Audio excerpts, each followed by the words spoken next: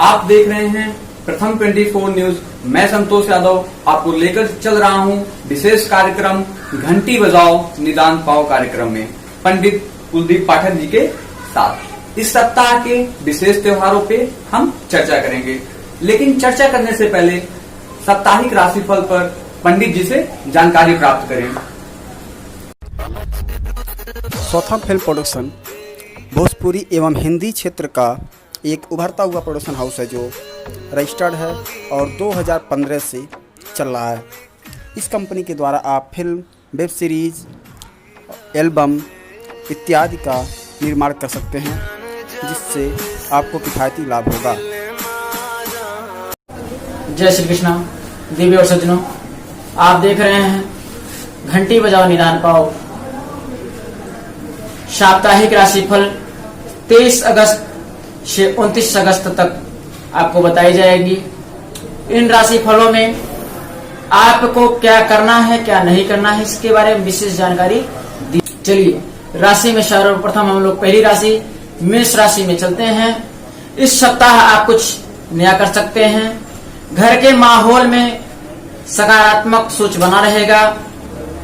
मित्र आपकी सहायता करेंगे। रुका हुआ धन आपको वापस मिलने का योग बन रहा है। जो आपका जो ऊर्जा है उसे बनाए रखें, उसकी कोई भी कमी ना होने दें। अगर आपकी ऊर्जा में कमी आती है तो आप थोड़े से डिस्टर्ब हो सकते हैं। आप अपनी ऊर्जा को सदा बरकरार रखें और किसी भी काम में जल्दबाजी न करें। जो भी करें उसे सोच और समझ के ही करें। किसी बात पे ज्यादा डिस्कस न करें। आपको करना क्या है, समाधान बता दी जा रही है। गणेश जी को हल्दी और केसर मिश्रित तिलक लगाएं और स्वयं भी लगा करके घर से निकलें, आपका कल्याण होगा। राशि नंबर 2 वृषभ राशि। आपका कोई सपना साकार हो सकता है। जी वृषभ राशि वाले ध्यान दें, आपका कोई सपना साकार हो सकता है जिसे आपने सोचा होगा पूरा करने के लिए, अभी तक नहीं हो रहा था, रुक जा रहा था। अब इस समय आपका वह कार्य पूरा होते दिख रहा है। आपका सपना साकार होते दिख रहा है। आपको मेहनत का बेहतरीन परिणाम मिल रहा है। जो भी आपने परिश्रम किए हैं, जिस विभाग में भी आपने, जिस जगह भी आपने परिश्रम किया है, आपको उसका पर्याप्त फल मिल रहा है। आपको बेरोजगारी जो आपके जीवन में थी वो भी दूर नजर आ रही है। बहुत अच्छा आपका योग बन रहा है। नया लोगों से मिलेंगे, नए नए लोगों से डिस्कस करेंगे और नए नए मुकाम पे आप काम करते नजर आ रहे हैं। आपको समाधान क्या करना है, हल्दी की एक गांठ कलावे में बांध करके पूजा स्थल पर रख दें। गांठ की हल्दी ले, रक्षा सूत्र में बांधें और जहां आपके माता जी, पिताजी एवं जहां भी आपके परिवार वाले पूजन करते हैं, आप वहां स्थापित कर दें, आपका कल्याण होगा। तीसरी राशि मिथुन राशि।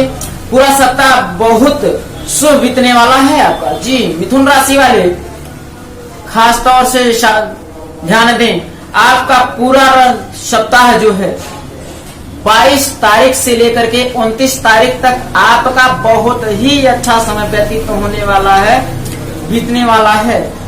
एवं मन उत्साहित रहेगा, यानी कि घर में उत्साह का एक नया माहौल बनाए रखेंगे आप। मन में एकदम प्रसन्नता भरी रहेगी आपकी।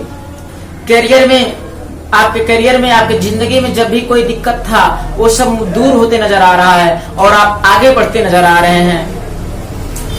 वैवाहिक जीवन भी आपका अच्छा होगा और आप शीघ्र ही से शीघ्र आगे बढ़ते नजर आ रहे हैं। समाधान क्या करना है आपको, बुधवार को श्री गणेश सहस्त्र नाम का 5 बार पाठ करेंगे। करना क्या है, बुधवार को श्री गणेश के सहस्त्र नाम का 5 बार पाठ करेंगे। आपका जो भी रुका हुआ कार्य है वो भी शीघ्र से शीघ्र पूर्ण होता दिख रहा है। राशि नंबर 4 कर्क राशि वालों, अपनी शक्ति और ताकत का अच्छा प्रयोग कर रहे हैं। आप अपनी शक्ति एवं साहस का बहुत अच्छा प्रयोग कर रहे हैं। आप आगे बढ़ने के निरंतर कर्तव्यों में हैं। जैसे खचुआ चलता है तो धीरे धीरे खरगोश की तरह, खरगोश जैसे धीरे धीरे चल करके आगे बढ़ता है, उसी प्रकार से आपको भी आगे धीरे धीरे बढ़ना है और आगे बढ़ रहे हैं आप। आपकी राशि के अनुसार धन का लाभ होने की प्रबल योग बन रहा है। कहीं न कहीं से आपको रुका हुआ धन प्राप्त होगा, जो आपका फंस गया था धन वो आपको प्राप्त होगा। व्यवसाय में भी जो बाधाएं थी वो नष्ट होती दिख रही हैं और आप आगे बढ़ते नजर आ रहे हैं। लोग आपकी दीर्घ भ्रमित करने का प्रयास करते रहेंगे, यानी आपके दिमाग में लोग तरह तरह की बात भरते रहेंगे, आप उनके बातों को ध्यान में नहीं देंगे, अन्यथा आगे नहीं बढ़ा पाएंगे। आपको करना क्या है, गणेश जी को मूंगा की दाल, मूंग का दाल आता है, भगवान गणेश जी को चढ़ाएं और उसे बच्चों में बांट दें, आपका कल्याण निश्चित ही है। राशि नंबर 5 सिंह राशि, अपने काम के प्रति निष्ठावान होंगे। आपका जो कार्य है, जो आप काम करते रहते हैं उसके प्रति निष्ठावान होंगे। नए नए आपके साधन बन रहे हैं, आपके व्यापारिक संबंध बनेंगे। घर में कोई धार्मिक आयोजन हो सकता है। अपने खर्चों पर नियंत्रित रखें। आप जो पैसे बर्बाद कर रहे हैं उस पर थोड़ा कंट्रोल रखें, अंकुश लगाएं पैसों पर, क्योंकि सब कुछ सही चल रहा है लेकिन पैसे का जो खर्च है ये अत्याधिक है, ये नहीं होना चाहिए। पैसे पे थोड़ी संयम बनाएं। आपको करना क्या है, शिव मंदिर की फोटो अपने घर में लगाएं, कल्याण होगा। शिव मंदिर की जरूर आप जाएं, किसी भी शिव मंदिर पे फोटो ले लें, नहीं है तो शिव मंदिर का फोटो क्लिक करें, उसे अपने घर में लाके लगा लें, आपका उससे बहुत अच्छा फल प्राप्त हो रहा है। राशि नंबर 6 कन्या राशि, घर और व्यवसाय में संबंधित समस्याओं का समाधान होगा। नए रिश्तों की शुरुआत होती नजर आ रही है। युवा वर्ग किसी सामाजिक काम में भाग लेंगे। किसी पैतृक संपत्ति के विवाद से दूर रहे तो अच्छी बात है। आपके पैतृक संबंधी से थोड़ा दिक्कत आपको हो सकता है, यानी बाप दादाओं का जो संपत्ति है उसके कारण थोड़ी सी दिक्कत आपके सामने आ सकती है। समाधान क्या करें, श्री गणेश जी को पंचमेवा का पूजन, पंचोपकार पूजन करें और पंचमेवा का भोग लगाएं। शारीरिक कष्ट आपकी दूर होती नजर आ रही हैं। बच्चों में थोड़ी मिठाई बांटें, आपके लिए अति उत्तम होगा। मिठाई में क्या, मिश्री या बर्फी, ये आप बांटेंगे, अच्छा लाभ होगा। राशि नंबर 7 तुला राशि, सप्ताह है आपकी आकांक्षाओं पर या उतरेगा। निसंतान दंपतियों को सुख खुशखबरी मिल सकती है। तुला राशि वाले यह आपकी जो राशि है और ये जो आपका हफ्ता है आपके लिए वरदान साबित हो रहा है। अब तक जो निसंतान माताएं बहनें थी, आपके लिए बड़ा ही अच्छा योग बन रहा है।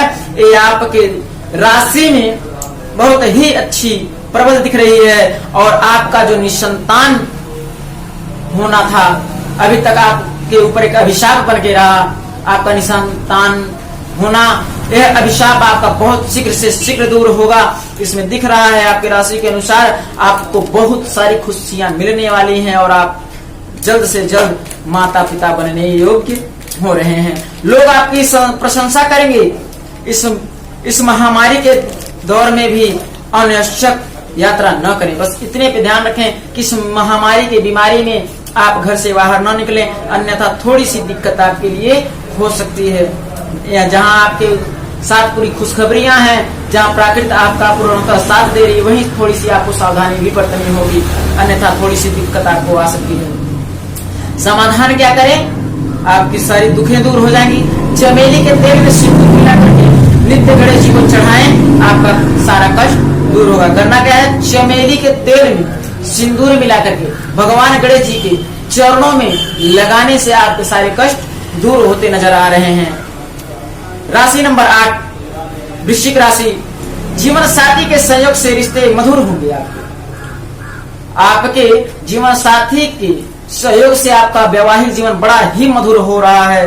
पिता की सलाह लाभदायक रहेगी आपके लिए।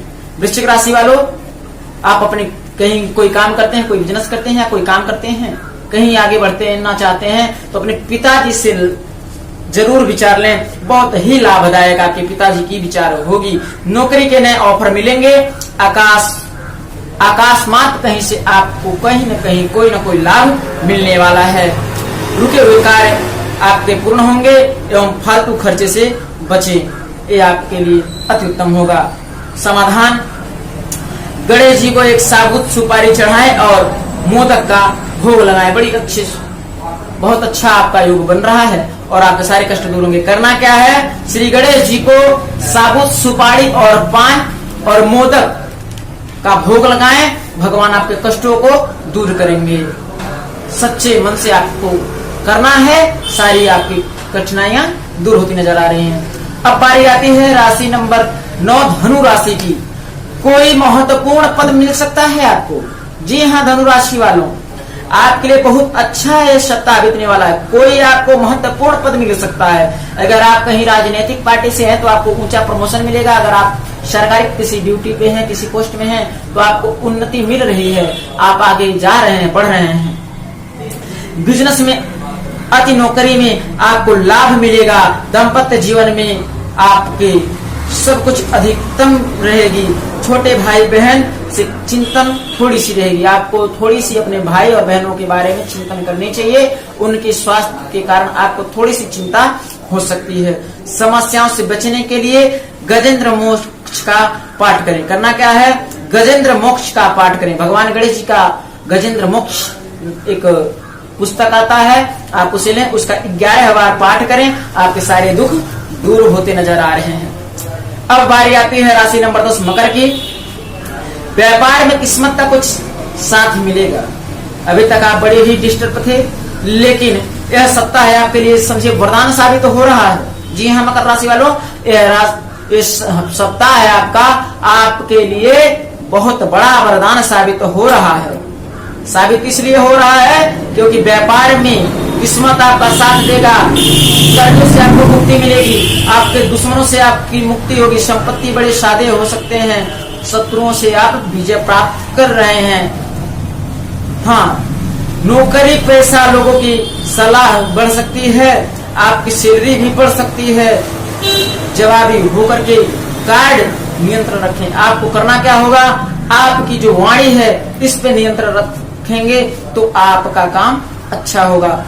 समाधान क्या करना है आपको इन समस्याओं से बचने के लिए, माता दुर्गा के समक्ष दीपक जलाएं और अर्गला स्तोत्र का पाठ करें। जी हाँ, श्री दुर्गा जी के सामने घी का एक दीपक जलाएं और दुर्गा सप्तशती में अर्गला एवं स्तोत्र है उसका पाठ करेंगे।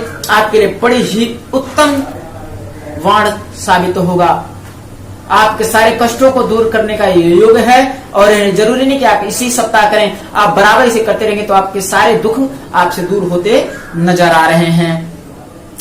चलिए अब राशि नंबर 11 है कुंभ राशि। अपने व्यावसायिक क्षमताओं को बढ़ाएंगे। आपको प्रयास करते रहना होगा। प्रतियोगी परीक्षाओं में सफलता आपको मिलेगी। परिवार से आपको सहयोग भी प्राप्त हो रहा है।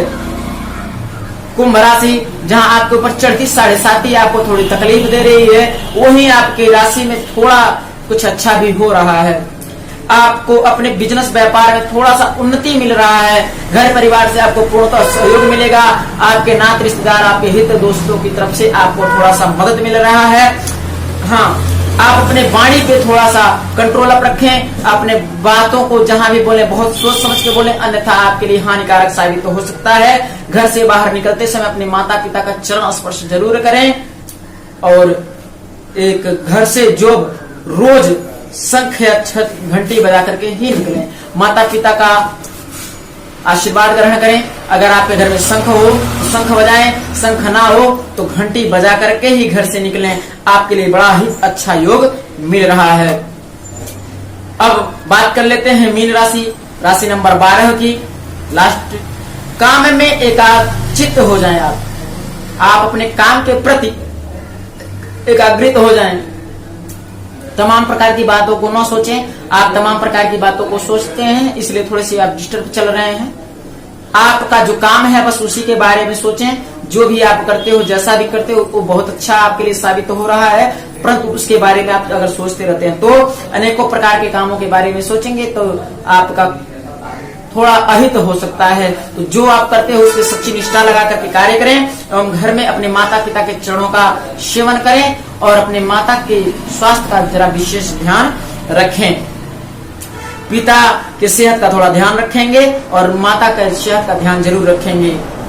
आप आपको एक उपाय कर लेना है, जिस उपाय से आप सभी लोग सदा सकुशल रहेंगे। उपाय क्या करना है?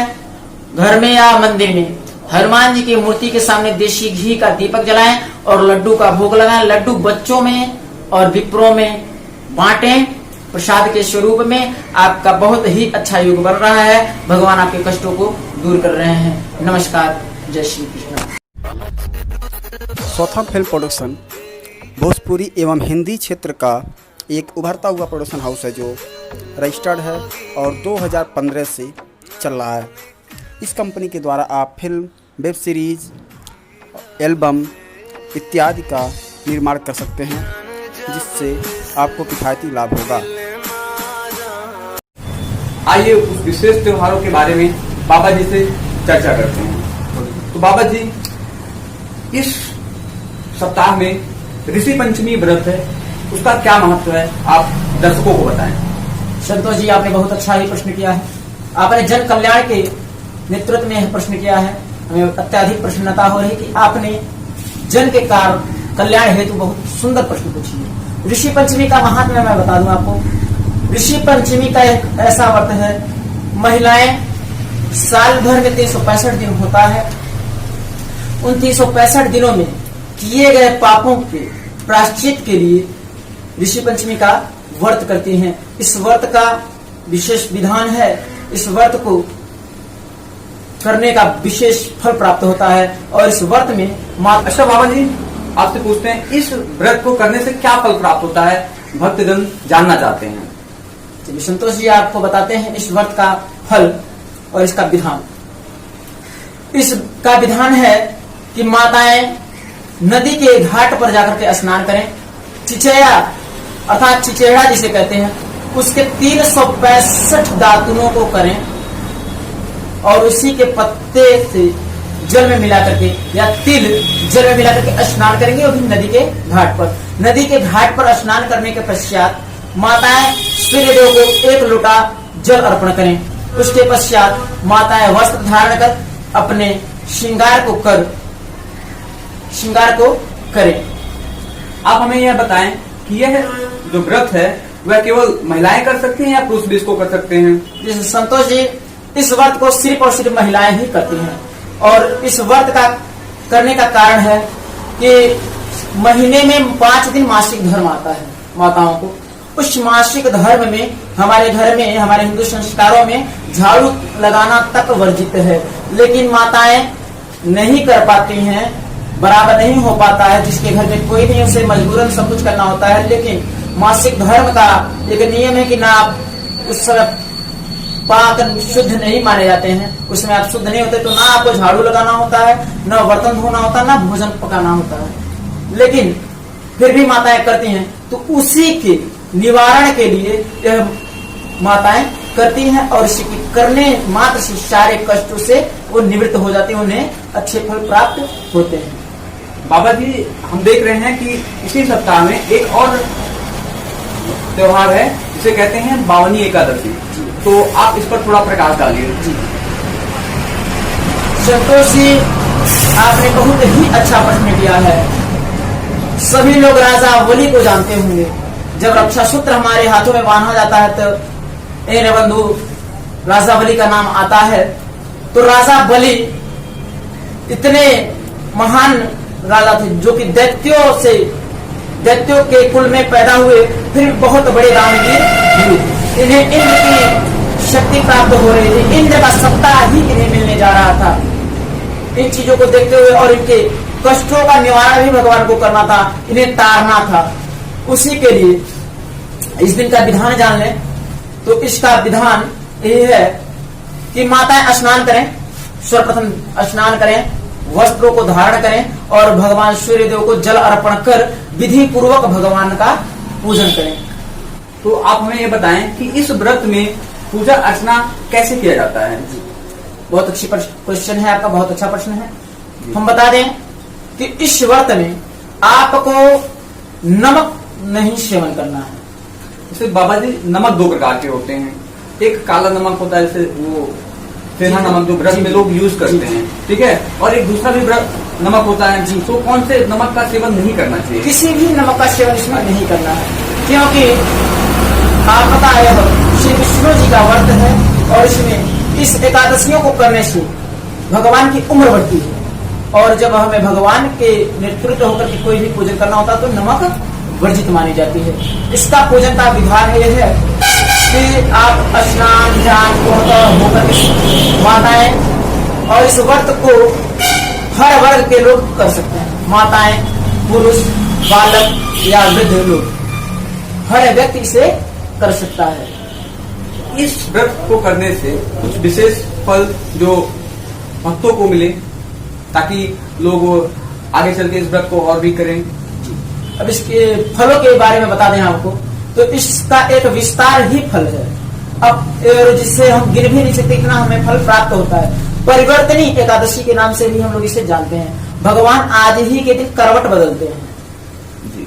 और आज ही के दिन भगवान ने 52 उंगल का रूप धारण किया था, जिसे बामनी भगवान कहते हैं। और रूप धारण करने के पश्चात आप राजा बलि के यज्ञ, पहले के लोग राजा या कोई भी यज्ञ करते थे तो सभी याचकों को वह दान दक्षिणा देकर के प्रसन्न करते थे। उसी समय राजा बलि की परीक्षा लेने के लिए और उनका उद्धार करने के लिए भगवान विष्णु जी ने भी 52 उंगल का रूप धारण किया और पीताम्बरी यानी धोती, छतरी, कमंडल, खड़ाऊ पैरों में लेकर के उनके दरवाजे पे पहुंचते हैं। कहते हैं राजा बलि आप कहाँ हैं?